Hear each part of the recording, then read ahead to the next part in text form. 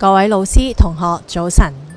今日咧想同大家介紹一本好書，主角咧好特別，佢係一隻咧着得好時髦，睇起嚟好有錢嘅蝦毛。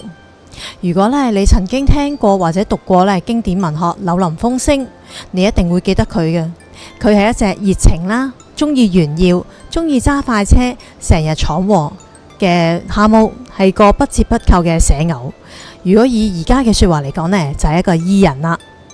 但係呢本書嘅一開場，呢一隻不可一世嘅蝦毛呢，徹底崩潰啦。佢將自己呢困咗喺一間房裏邊，唔沖涼，唔打掃，甚至呢有咗自殺嘅念頭。佢嘅老友鼴鼠同埋獾逼住佢做一件事，就係去睇心理諮商師。呢一本書最精彩嘅地方，並唔係講大道理，而係諮詢師蒼鷺帶住蝦毛玩嘅一場心理偵探遊戲。書入邊提到咗我哋每一個人都有3種嘅狀態，知道呢啲狀態呢，其實對於我哋處理學校嘅人際關係都非常之有用。首先第一個係兒童狀態，想象一下，今日如果你俾老師批評或者俾同學排擠，你係咪會想喊呢？定係會想發脾氣？或者乾脆咧匿埋喺一個地方生悶氣？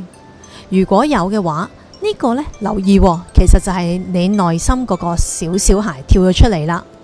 呢個唔係你嘅錯，但係如果你一直停留咗喺呢一個狀態，你永遠都會覺得自己係一個受害者。第二個狀態係父母狀態。有時你有冇發現啊？其實一日你會對自己好差好狠啊。譬如考得衰咗就鬧自己真係蠢啊，事情冇做好就話唉我死啦。呢一種聲音其實都係我哋模仿我哋嘅老師或者同父母去批評自己，我哋喺心入邊起咗一座法庭，日日審判自己。呢個就係點解我哋咁攰嘅原因啦。最後一種就係成人狀態啦，呢一種係最難亦都係咧最好嘅狀態。就好似書中嘅蝦毛，佢終於唔再係喊或者去抱怨，而係冷靜咁樣問：而家發生乜嘢事啊？我可以做到啲乜嘢啊？呢一種就係成人嘅理性，亦都係最理想嘅狀態。書裏面有一句說話，我希望大家都可以記喺心入邊：冇人能夠令你覺得自卑，除非你自己同意。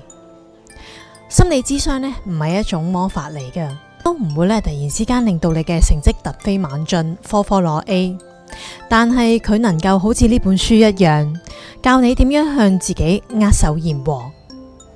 蛤蟆先生呢，佢最後揾翻自己，揾翻佢嘅自信，唔係因為佢變強咗啊，唔係因為佢完美，而係佢真係肯好好地面對自己內心嘅情緒，為自己嘅情緒負責，並唔係一件容易嘅事。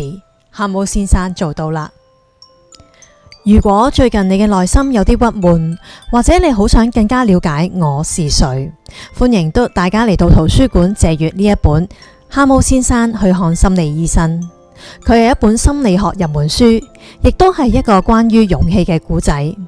大家記住啊，去尋求幫助並唔係你軟弱，反而係你負責任，想成為一個更加強大嘅自己嘅表現。